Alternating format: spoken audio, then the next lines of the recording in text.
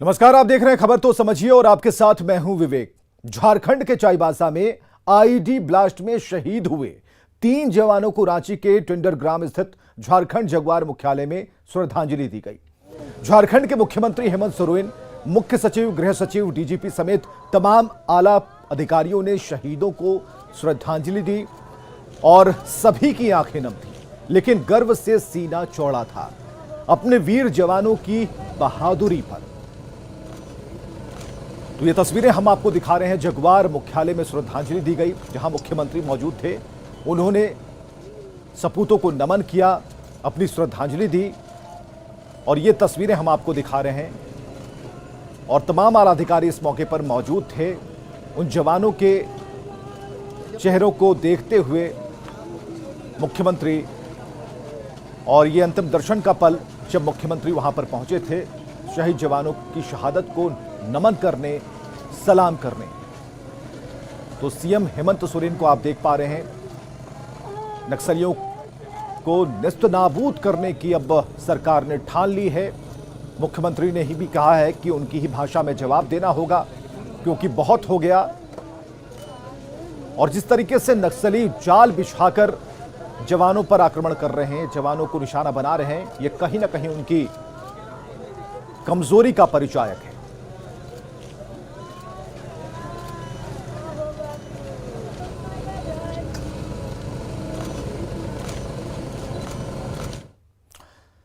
इस खबर में समझने वाली बात क्या है? वारदातों को अंजाम देकर नक्सली अपनी मौजूदगी दर्ज कराते हैं। वारदातों को अंजाम देकर नक्सली सरकार को मैसेज देते हैं। नक्सली यह बताना चाहते हैं कि वो कमजोर नहीं हैं, कमजोर नहीं हुए हैं। और जानकारी के मुताबिक कुछ ग्रामीण भी इस साजिश में शामिल थे। मतलब यह कि ग्रामीणों के जरिए नक्सली फिर से उठने की कोशिश कर रहे हैं और झारखंड का खुफिया तंत्र खतरे को भांपने में पूरी तरह से नाकाम रहा। नक्सली वारदात का होना सरकारी तंत्र पर सवाल है, खुफिया तंत्र पर सवाल है। और आज 3 जवानों की शहादत का हिसाब सरकार को देना होगा। 1 महीने में 4 जवान अब तक शहीद हो चुके हैं। और यह सिर्फ आंकड़ा नहीं है, यह आंकड़ा नहीं है, यह सरकार की जो इच्छा शक्ति है उसकी कमजोरी को यह दिखा रहा है। तो कायर नक्सलियों के नापाक मंसूबे में झारखंड के जवान फंस गए। जंगल में सर्च अभियान के दौरान एक बड़ा लैंड माइंस विस्फोट हुआ। हमारे 3 जवान शहीद हुए, जबकि 2 जवान अभी भी गंभीर रूप से घायल हैं। और उन सभी जवानों को, उनकी शहादत को हम नमन करते हैं। कांस्टेबल हरिद्वार शाह, कांस्टेबल किरण सुरीन, जवान देवेंद्र कुमार पंडित, आपके अद्भुत साहस, अदम्य भाव और कर्तव्य के प्रति अद्वितीय बलिदान को देश नमन करता है। कायर नक्सलियों ने चाईबासा के लांजी जंगल में जिस नापाक कारनामे को अंजाम दिया है, वो उसके विनाश का काउंटडाउन है।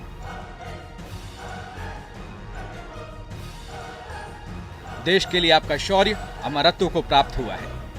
चाईबासा के टोकलो थाना क्षेत्र में लैंड माइंस विस्फोट से लोहा लेते हुए कुर्बान हुए हमारे तीनों जवान को सैल्यूट है।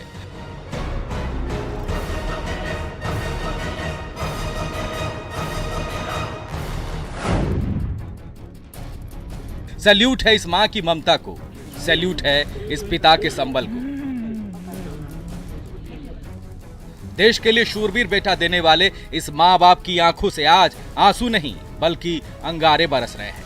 कितना लाडला था मेरा बेटा कि भारत मां ने उसे अपनी गोद में ले लिया। अभी हम नौकरी पकड़ा, उस समय हमको छोड़ के चल गया। क्या करें? अलम भाई किसके साथ रहेंगे? शहीद किरण सुरीन की मां भले ही बिलख रही हो, लेकिन उनके हौसले को सलाम है। मां को यकीन नहीं हो रहा कि उनके बेटे ने देश के लिए सर्वोच्च बलिदान दिया है। ओ मेरा बेटा, कहाँ हो बेटा? माँ को छोड़ के चल। टोटल फैमिली अलम राया। कायर नक्सलियों ने नापाक इरादे से लैंड माइंस बिछाया था और इसी ट्रैप में जवान फंस गए। लैंडमाइंस विस्फोट हुआ और 3 जवान शहीद हो गए, जबकि 2 जवान गंभीर रूप से घायल हैं। विस्फोट के बाद पुलिस लगातार सर्च अभियान चला रही है। 3 शहीद जवानों में पलामू के कांस्टेबल हरिद्वार शाह, सिमडेगा के कांस्टेबल किरण सुरीन और गोड्डा के देवेंद्र कुमार पंडित शामिल हैं। बहुत अच्छे स्वभाव के थे।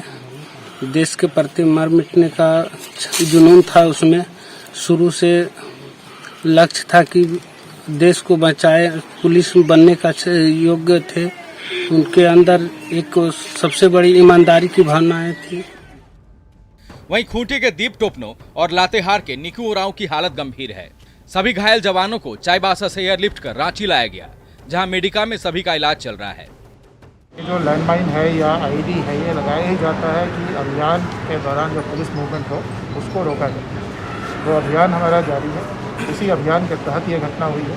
पिछले 5-6 दिन से लांजी पहाड़ के ऊपर सर्च ऑपरेशन चल रहा है, उसी की मदद कर। दरअसल लांजी के जंगल में पिछले कई दिनों से पुलिस, सीआरपीएफ और कोबरा बटालियन के जवानों की ओर से नक्सलियों के खिलाफ अभियान चलाया जा रहा था, जिसमें कई नक्सलियों को पुलिस ने गिरफ्तार किया था। इसी बौखलाहट में नक्सलियों ने कायराना करतूत को अंजाम दिया है। कैसे और कब हादसा हुआ, ये भी जान लीजिए। सुबह 8:45 पर ब्लास्ट। चाईबासा के होया हातू गांव में लैंडमाइंस विस्फोट। घायल में 2 जवानों की हालत नाजुक बनी हुई है। झारखंड के लिए अपने प्राण न्यौछावर करने वाले वीरों को आज पूरा देश नमन करता है। आपकी शहादत और आपके परिवार के प्रति झारखंड हमेशा आभारी रहेगा। सिमडेगा से श्रीराम, पलामू से नीलकमल, गोड्डा से अजीत और रांची से ओम प्रकाश की रिपोर्ट, न्यूज़ 18।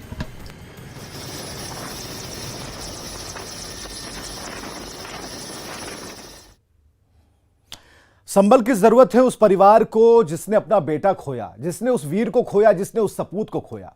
झारखंड अलग राज्य बनने के बाद अब तक 400 से ज्यादा जवान शहादत दे चुके हैं। अगर हाल के दिनों में देखें, और ये जो दावा किया जाता रहा है कि नक्सली पहले की तुलना में कमजोर पड़े हैं, लेकिन जो घटनाएं घट रही हैं, जो आंकड़े कहते हैं, और उन आंकड़ों को अगर आप गौर फरमाएं तो नक्सली लगातार अपनी उपस्थिति दर्ज करा रहे हैं और पुलिस को मात देने की कोशिश में जुटे हैं। अब हम आपको बता रहे हैं उस नजरिए से कि कब कब बड़ी नक्सली घटनाएं हुई, कब कब नक्सलियों ने बड़ी वारदात को अंजाम दिया। 5 दिसंबर 2008 को बड़ी नक्सली घटना घटी थी। 5 जवानों को मारकर हथियार लूटे गए थे। इसके अलावा जो जानकारियां स्पष्ट हुई कि 30 सितंबर 2009 को इंस्पेक्टर इंदवार शहीद हो गए थे।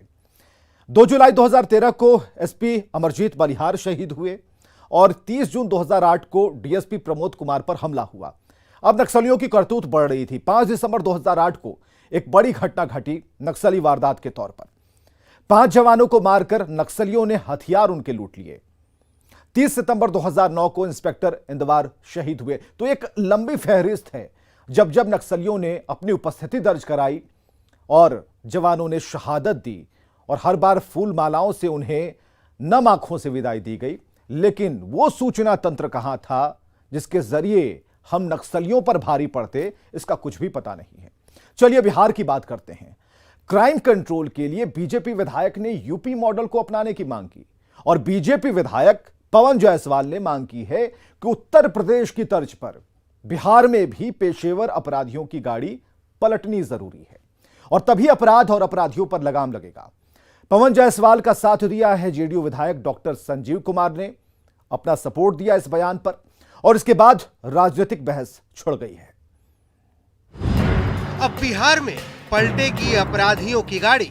जो पेशेवर अपराधी है उनके खिलाफ गाड़ी पलटना जरूरी हो गया। इनकाउंटर से अपराध पर लगेगी लगाम। यूपी के तर्ज पे गाड़ी पलटना बिहार में जरूरी है। क्या बिहार में हिट होगा क्राइम कंट्रोल का यूपी मॉडल? अपराध के मुद्दे पर बिहार में एक नई बहस छिड़ चुकी है। बीजेपी विधायक पवन जायसवाल ने मांग की है कि अब यूपी की तर्ज पर बिहार में भी अपराधियों की गाड़ी का पलटना जरूरी हो गया है, तभी अपराध कम होगा। पेशेवर अपराधी है उनके खिलाफ गाड़ी पलटना जरूरी हो गया। गाड़ी पलटने का तात्पर्य आप निकालिएगा। मैंने ये कहा है कि यूपी के तर्ज पे गाड़ी पलटना बिहार में जरूरी है। सरकार जितना गंभीरता से अपराधियों के खिलाफ कार्रवाई कर रही है वो सराहनीय है। अब उसको अति सराहनीय बनाने के लिए गाड़ी पलटना यहाँ जरूरी है। बड़ी बात यह है कि बीजेपी विधायक की मांग का जेडीयू विधायक संजीव कुमार ने भी समर्थन कर दिया। कानून अपना काम कर ही रही है बिहार में, लेकिन ज़रूरत पड़ने पे गाड़ी का पलटना भी बहुत ज़रूरी है क्रिमिनल्स को कंट्रोल करने के लिए, नहीं तो उनका मनोबल बढ़ता जाता है। तो हमारे यहाँ वैसे नीतीश कुमार जी का जीरो टॉलरेंस नीति है, बहुत अच्छा है क्राइम कंट्रोल में। पहले से कंपैरिजन होगा तो बहुत सुधार हो चुका है, लेकिन ज़रूरत पड़े तो गाड़ी पलटना भी वाजिब है। बीजेपी विधायक पवन जायसवाल की मांग पर आरजेडी की तरफ से तीखी प्रतिक्रिया सामने आई। ये हिटलर की जर्मनी नहीं है जहां पर इस तरह की चीज़ों का प्रयोग किया जा सके। यह बिहार मैंने समाजवादियों की धरती रही है और जननायक कर्पूरी ठाकुर एक रेफरेंस फ्रेम है पर्सनालिटी के रूप में और विचारों के मामले में। तो मैं समझता हूं कि यह जननायक कर्पूरी ठाकुर का बिहार, जननायक कर्पूरी ठाकुर का ही बिहार बना रहे। क्राइम कंट्रोल का यूपी मॉडल तब चर्चा में आया जब बिकरू कांड का वांटेड विकास दुबे को एमपी से वापस लाते समय यूपी पुलिस की गाड़ी पलट गई थी और विकास दुबे एनकाउंटर में मारा गया था। यही नहीं, बिकरू कांड से जुड़े और कई अपराधियों के साथ भी ऐसा ही हुआ। इस तरह के एनकाउंटर के बाद क्राइम कंट्रोल के इस यूपी मॉडल की आलोचना तो हुई, लेकिन असर भी दिखा। अपराधियों के अंदर पुलिस का डर बैठ गया। वैसे बिहार के मुख्यमंत्री नीतीश कुमार हमेशा से क्राइम पर जीरो टॉलरेंस की बात कहते रहे हैं। दावा ये भी किया जाता रहा है कि पुलिस अपना काम बखूबी कर रही है। अब जबकि क्राइम कंट्रोल के यूपी मॉडल पर बहस छिड़ चुकी है, तो सवाल है कि क्या अब अपराधियों के मन में डर बैठाने के लिए एनकाउंटर का ही एकमात्र रास्ता बचा है। न्यूज़ 18 के लिए पटना से शैलेंद्र कुमार की रिपोर्ट। तो खबर को समझिए कि क्राइम को लेकर नीतीश कुमार की नीति जीरो टॉलरेंस की है, यानी इसे बर्दाश्त नहीं किया जाएगा। बिहार में सुशासन नीतीश कुमार की यूएसपी रहा है और बढ़ते हुए आपराधिक वारदातों को लेकर यूपी मॉडल की मांग उठने लगी है। तो उत्तर प्रदेश मॉडल का मतलब यह है कि अपराधियों का पूरी तरह से खात्मा। उत्तर प्रदेश में बीते 4 साल में पुलिस ने 7500 से ज्यादा एनकाउंटर किए हैं और इसमें 32 अपराधी मारे गए हैं। हालांकि एनकाउंटर के बाद मानवाधिकार भी मुद्दा बनता रहा है। आगे बढ़ते हैं। जेडीयू विधायक गोपाल मंडल ने एक बार फिर विवादास्पद बयान दिया है। गोपाल मंडल ने कहा कि वे एसटीएफ के जरिए अपराधियों का एनकाउंटर करवा देंगे। विधायक का यह भी दावा है कि ऐसा होता रहा है और वे फिर ऐसा करवा सकते हैं। विधायक क्राइम पर कंट्रोल का इसे सबसे कारगर उपाय बता रहे हैं। गोपाल मंडल ने यह भी दावा किया कि वे अपराधी से डरते नहीं बल्कि तैयारी के साथ चलते हैं और साथ में लाइसेंसी हथियार और गार्ड भी रहते हैं और अगर जरूरत पड़ गई तो इस्तेमाल भी होगा उन हथियारों का। वैसा अपराधी अगर निकले गया इनाम वाला 25,000 या 50,000 के इनाम है या लाख का माने उसको एसटीएफ उड़ा देगी ना, वैसा व्यवस्था बना के रखे हैं। अच्छा, मतलब जो भी 25 से 50,000 का इनामी है जैसे बाहर निकले तो उसको इनकाउंटर कर देना हाँ, चाहिए। इनकाउंटर हम लोग नहीं करेंगे, वो कर देंगे। वो एसटीएफ के जवान वो लगे हुए हैं ना, जैसे इलाके के लोग हम लोग मांग कर देंगे एसटीएफ का, एसटीएफ के डीएसपी से मिलेंगे, एसपी से मिलेंगे, उन्होंने देगा एसटीएफ को और फिर इशारा करेंगे उसको काउंटर कर देगा। नहीं, जो गलत आदमी है, जो इनामी क्रिमिनल हाँ, है, जो इनामी है ना, उनके बारे में अत्याचार फैला रहा है, कुछ कर रहा है, समाज को दहशत में ला रहा है, तो वो तो इनकाउंटर कर ही देता है पुलिस, एसटीएफ सब। तो आप लोगों ने कभी ऐसे पुलिस को जानकारी दी है कि भाई ये कुख्यात है, इसका एनकाउंटर होना चाहिए? हम जब एमएलए नहीं थे उस टाइम में एसटीएफ को हम मदद करते थे, डीएसपी का आके पटना में मिलते थे, एसटीएफ के नौजवान सबको रखते थे और क्रिमिनल का इशारा करके क्रिमिनल है आप जानकारी ले लीजिए, जानकारी लेकर उन्होंने उड़ा देता था जब एमएलए नहीं थे तब। अब तो एमएलए है ना, तो अब ऐसा नहीं होता है? नहीं होता है, अगर वैसा मिलेगा वैसा करवा देंगे। बताइए, अगर कोई अपराधी होगा तो स्टेप से बोलवा के इनकाउंटर करवा? हाँ, इनकाउंटर करवा देंगे। हाँ, इसका मतलब ये हुआ कि अभी अगर कोई अपराधी के बारे में जानकारी आपको मिली, दुर्दांत अपराधी के बारे में, तो अभी आप एसटीएफ वाला को बोल के उसको उड़वा सकते हैं? हाँ, उड़वा सकते हैं। वो तो कह देंगे जो दुराचार फैलाता हो, अत्याचार करता हो, समाज को दहशत में लाता हो, इनामी हो, तो एसटीएफ को बुला के हम लोग करवा सकते हैं। तो इसे विवाद नहीं हो सकता है? विवाद क्यों होगा भाई, विवाद क्यों? हम लोग का वही काम में है। जनता ने किस लिए हमको चुन के भेजा है? सही काम करने के लिए। तो कोनो क्रिमिनल को जो अपराधी है उस टाइप का, उसको उड़वा देना कोनो गुनाह नहीं है। लेकिन फिर कानून भी बना हुआ है सर, तो कानून का भी तो काम होना चाहिए। एसटीएफ पर कोई कानून नहीं बना हुआ, वो फौज ही ऐसा होता है, वो फोर्स ही ऐसा है, वो काम करेंगे ही। लेकिन सर अगर आप मानिए, अगर आप ऐसा करेंगे तो हो सकता है कि विरोधी पार्टी को एक बड़ा मौका मिल जाए। कोई मौका नहीं, विरोधी पार्टी मौका कहाँ से मिलेगा? पब्लिक मेरे पक्ष में नहीं रहेगी, पब्लिक तो हमारे पक्ष में रहेगी, विरोधी क्या कर लेगा। मतलब कि अगर ऐसा स्थिति होता है और कोई अभी आपको जानकारी मिलता है कि भाई कोई दुर्दांत है, तो इसका मतलब कि आप एसटीएफ से बुला के उसको इनकाउंटर हाँ, ये करवा देंगे। हाँ, इससे आपको कोई डर नहीं है? नहीं, इसके लिए हमको भय नहीं है। हम लोग भी अपना राइफल बंदूक लेके चलते, प्रिकॉशन लेके चलते हैं। मतलब अगर मान लीजिए आप इस तरीके से करते तो हो सकता है कि अपराधियों के टारगेट पे आप आ जाएं? टारगेट पर कैसे आ जाएंगे? हम तो बोलते हैं लाइसेंसी हथियार 4-5 लाख लेके चलते हैं, फिर 3 तो सिक्योरिटी गार्ड मिला हुआ है, स्क्वाड लेते हैं, तब क्षेत्र निकलते हैं।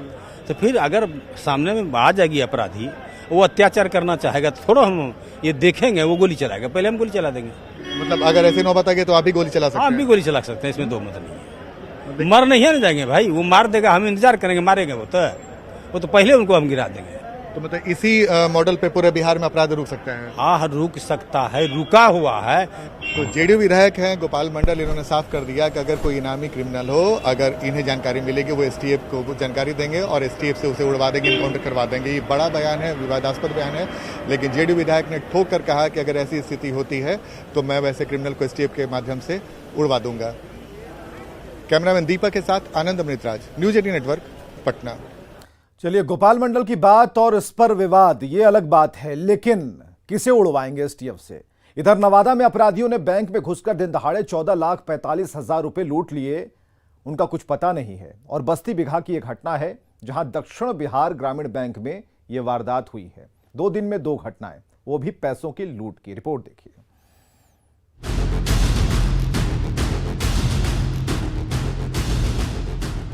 बिहार में लुटेरों ने एक बार फिर पुलिस को खुली चुनौती दी। दिन दहाड़े नवादा के बस्ती बिघा दक्षिण बिहार ग्रामीण बैंक से 14 लाख रुपए लूट लिए। 2 बाइक पर सवार होकर आए 6 नकाबपोश लुटेरों ने हथियार के बल पर पहले बैंक कर्मियों को बंधक बनाया और फिर लॉकर में रखे रुपए लूट लिए। जाते जाते अपराधियों ने बैंक के अंदर मौजूद ग्राहकों से भी लूटपाट की और फरार हो गए। 2 लोग अंदर घुसे और उसके बाद मेरे को अपने कब्जे में ले लिया और मेरे काउंटर से सारे पैसे उसने अपने थैले में रख लिया। उसके बाद और दूसरी जगह उन्होंने पैसे को खोजना शुरू किया। ब्रांच के अंदर जितने भी स्टाफ थे और जितने भी लोग थे, सबों को इसी स्ट्रांग रूम में बंद कर दिया और उसके बाद वो लोग चले। नवादा की लूट राज्य में 24 घंटे के अंदर हुई बैंक लूट की दूसरी बड़ी घटना है। बुधवार को बेखौफ लुटेरों ने समस्तीपुर के एक बैंक से 5.5 लाख रुपए लूटे थे। मतलब 24 घंटे के भीतर अपराधियों ने तकरीबन 20 लाख रुपए बैंक से उड़ा लिए और पुलिस अभी तक लकीर पीट रही है। जाहिर तौर पर यह पुलिस की नाकामी का नतीजा है। अब सवाल है कि बिहार में बैंकों की सुरक्षा क्या राम भरोसे है? दिन दहाड़े अपराधी कैसे बैंकों को निशाना बना रहे हैं? बैंक लूटकांड को पुलिस क्यों नहीं रोक पा रही है? बैंक लूटकांड पर पुलिस इतनी लचर क्यों है? न्यूज 18 के लिए नवादा से अनिल विशाल और समस्तीपुर से मुकेश की रिपोर्ट।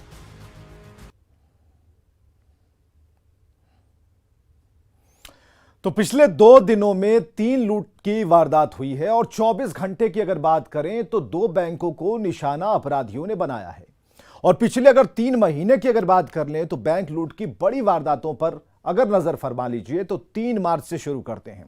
3 मार्च को हुआ, यानी कि समस्तीपुर में एसबीआई बैंक से 5 लाख की लूट हो गई। 2 मार्च को भी अगर देखें तो बेगूसराय में यूको बैंक की शाखा से 6 लाख रुपए की लूट हो गई। 29 जनवरी को देखिए हाजीपुर में एक्सिस बैंक से 48 लाख रुपयों की लूट हो गई। 13 जनवरी की तारीख थी जब मुजफ्फरपुर में सेंट्रल बैंक से तकरीबन 4 लाख की लूट हुई। 8 जनवरी को बंधन बैंक से दिन दहाड़े 17 लाख रुपयों की लूट कर ली गई। तो ये पूरी एक लिस्ट हमने आपको बताई और खबरें लगातार जारी हैं, आप हमारे साथ बने रहिए।